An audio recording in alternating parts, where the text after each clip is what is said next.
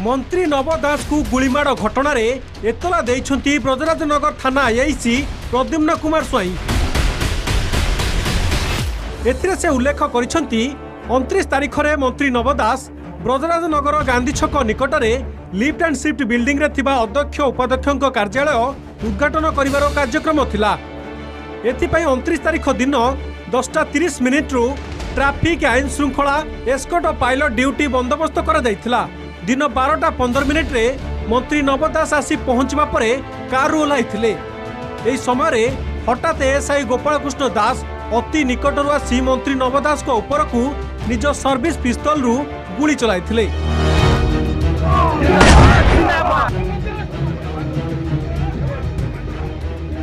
मंत्री को हत्या उद्देश्य रे गुली चालना करथिले गोपाल दास।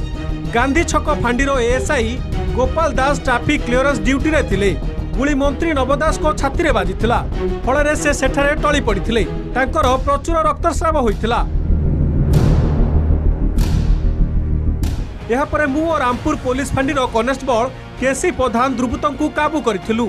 ठेलापेला भितर एएसआई दास निज 9mm पिस्तल रु आउ 2 राउंड गुली चलाइथिले।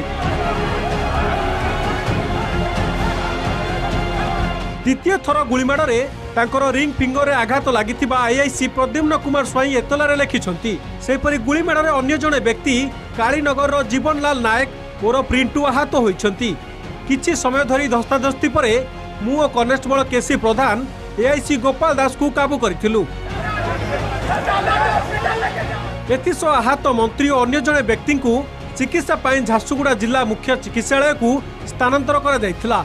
एने ब्रजराजनगर थाना रे अभियुक्त नारे हत्या नहीं आईपीसी धारा 302 और आर्म्स एक्ट रे मामला रुजु करा जायछि।